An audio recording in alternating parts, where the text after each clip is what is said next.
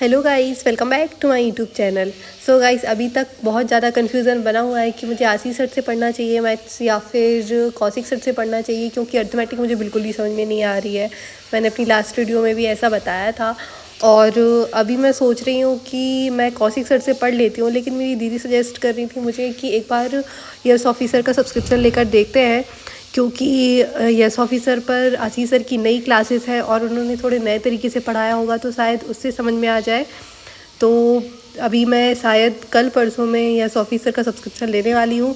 तो जो आशीष सर की न्यू क्लासेस हैं उनसे पढ़ के देखूँगी, अगर वहाँ पे समझ में आ जाता है तो अच्छा होगा। बाकी आज फिर मैंने आशीष सर की क्लास देखी थी, लेकिन अभी फर्स्ट सेकंड थर्ड तो हो गई है प्रॉफिट एंड लॉस की, और अभी फोर्थ क्लास आज मैंने देखी थी और उसमें वही हालत है, समझ में तो बिल्कुल भी नहीं आ रहा है। लेकिन उम्मीद है कि एक टाइम पे समझ में आने लगेगा। और पढ़ाई की शुरुआत तो मैंने एडिटोरियल की क्लास के साथ की थी। आज फिर मैं लाइव क्लास नहीं देख पाई थी, मैंने रिकॉर्डेड क्लास देखी थी।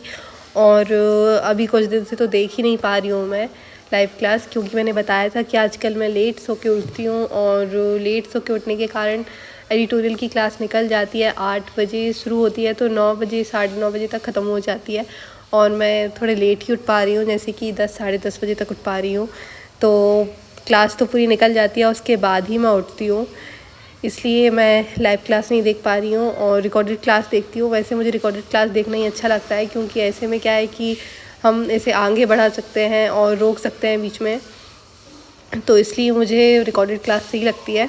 और फिर उसके बाद मैं देखने लगी थी फोर्थ क्लास अर्थमेटिक की, प्रॉफिट एंड लॉस की, जो कि मैंने अभी बताया था। और इसके क्वेश्चंस थोड़े से इजी थे, बट फिर भी मैं जब इसे बाद में सॉल्व कर रही थी तो फिर नहीं बन रहे थे, पता नहीं ऐसा क्यों हो रहा है। मुझे ज़्यादा से ज़्यादा प्रैक्टिस की ज़रूरत है, लेकिन प्रैक्टिस मैं जब करूँगी जब मुझे बहुत अच्छे से ये समझ में आ जाए, और कम से कम जो क्लास मैंने देख लिया उसके क्वेश्चन मुझसे बाद में बन जाए, तो फिर मैं प्रैक्टिस कर सकती हूँ। जैसे कि अभी इससे पहले मैंने जो टॉपिक पढ़े थे उनमें ऐसा हो रहा था कि मैं एक बार समझ लेती थी, 50% क्वेश्चंस बन जाते थे, और फिर 50% जो नहीं बनते थे वो सेकंड टाइम क्लास देखने के बाद बन जाते थे। लेकिन अभी ऐसा नहीं हो रहा है, अभी तो क्लास देखने के बाद भी 50% क्वेश्चंस नहीं बन रहे। मैं सॉल्व करने बैठती हूँ, लेकिन सॉल्व करते करते भी ऐसा लगता है कि ये क्वेश्चंस तो मैं पहली बार कर रही हूँ। कि मैंने अपनी पहले वाले ब्लॉग में भी बताया था कि क्वेश्चंस ही नए लगने लगते हैं मुझे जब मैं सॉल्व करने बैठती हूँ, तो कि इनको तो मैंने पढ़ा ही नहीं है, और दिमाग पे कितना भी जोर डाल लो बिल्कुल ही समझ में नहीं आता है कि इसे कैसे सॉल्व करना है। तो ये कन्फ्यूज़न बहुत ज़्यादा बढ़ते जा रहा है। मैं सोच रही थी कि आज से मैं जो कौशिक सर की प्लेलिस्ट है उसको देखूंगी, और अब बस एक क्लास बची है अर्थमेटिक की, आशीष सर की जो रह गई थी, मैंने अभी शुरू की थी प्रॉफिट एंड लॉस की। फोर्थ क्लास तक तो मैंने देख लिया है, और एक क्लास रह गई, तो मैं सोच रही हूँ इस एक क्लास को छोड़ देती हूँ, क्योंकि अभी शुरू के ही समझ में नहीं आया है मुझे। बाद तक फिफ्थ क्लास में तो और ही ज़्यादा टफ़ होंगे क्वेश्चंस, क्योंकि लेवल बढ़ता जाता है क्लास के साथ। तो मैं सोच रही हूँ कि चलो अभी फिफ्थ क्लास नहीं देखते हैं, अभी मैं कौशिक सर की प्लेलिस्ट है उसको देख लेती हूँ। उसमें एक टॉपिक के लिए एक क्लास है, वो भी 4-5 घंटे की है। तो मैं सोच रही थी कि मैं उस क्लास को, मतलब उस प्लेलिस्ट को देख लेती हूँ, उसमें जो प्रॉफिट एंड लॉस सॉल्व कराया है उसको देख लेती हूँ। अगर उनका मुझे सही से समझ में आता है पढ़ाया हुआ, तो फिर मैं उनका जो बैच है उसका सब्सक्रिप्शन ले लूँगी। और अगर मुझे प्लेलिस्ट से सही से समझ में नहीं आता है तो मैं यस ऑफिसर का सब्सक्रिप्शन ले लूँगी। अभी मैंने ये सोच के रखा है, बस जैसा भी हो। मैं सोच रही हूँ कि बस मुझे अर्थमेटिक बहुत अच्छे से समझ में आ जाए।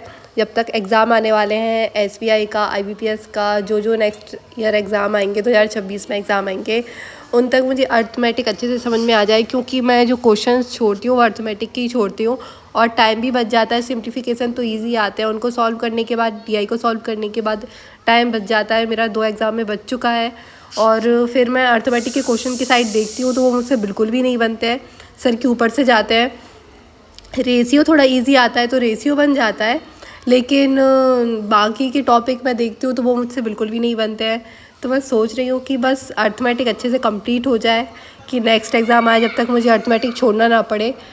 क्योंकि अभी तक मैं एग्ज़ाम देने जाती हूँ और ये सोचती हूँ कि जितने नंबर की अर्थमेटिक आएगी उतने नंबर तो मेरे कट गए हैं पहले ही, एग्ज़ाम देने से पहले ही उतने नंबर तो मेरे नहीं आएंगे, वो कट जाएंगे, क्योंकि वो अर्थमेटिक रहेगी, वो तो मैं सॉल्व करने ही नहीं वाली हूँ।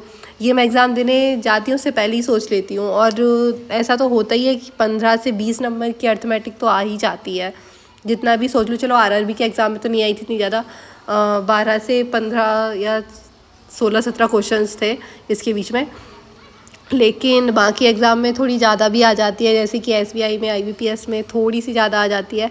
और बाकी जो पीओ लेवल के एग्ज़ाम होते हैं, इस ईयर तो मैंने कोई पीओ लेवल का एग्ज़ाम दिया नहीं था, लेकिन अब इस साल देने का सोच रही हूँ। एसबीआई का तो नहीं दूंगी, उसमें तो 4 ही अटैम्प्ट होते हैं, लेकिन मैं आईबीपीएस का और आरआरबी का पीओ एग्ज़ाम दूंगी, तो उनमें तो अर्थमेटिक आएगी ही।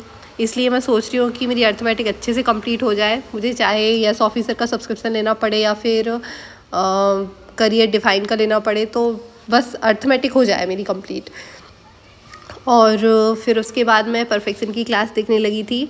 परफेक्शन की क्लास तो अभी आजकल मैं डेली ही देख रही हूँ, धीरे धीरे इम्प्रूवमेंट होगा। अभी तो मुझे कुछ इम्प्रूवमेंट समझ में नहीं आ रहा है, क्योंकि बहुत दिन की मैंने इंग्लिश छोड़ के रखी थी। हो सकता है कुछ दिन में थोड़ा इम्प्रूवमेंट दिखने लगे और इंग्लिश के क्वेश्चंस अच्छे से बनने लगे। अभी एक ही मॉक नहीं लगा रही हूँ मैं, क्योंकि अभी तो बस जो कॉन्सेप्ट है उन पे फोकस कर रही हूँ। इंग्लिश भी बहुत दिन की छोड़ के रखी थी, मॉक लगाऊंगी तो ऐसा लग रहा है माइनस में नंबर आ जाएंगे इंग्लिश में तो। और बाकी मैथ्स में तो ठीक आ जाएंगे, रीजनिंग तो पूरे कॉन्सेप्ट क्लियर है मेरे। बस इंग्लिश ही है जो बिल्कुल माइनस में चली गई है अभी, क्योंकि 2 महीने के लिए मैंने पूरी इंग्लिश छोड़ दी थी। बिल्कुल भी नहीं पढ़ा था, ना एडिटोरियल की क्लास, ना कोई मॉक, ना सेक्शनल टेस्ट, ना ही परफेक्शन की क्लास, कुछ भी नहीं देख रही थी।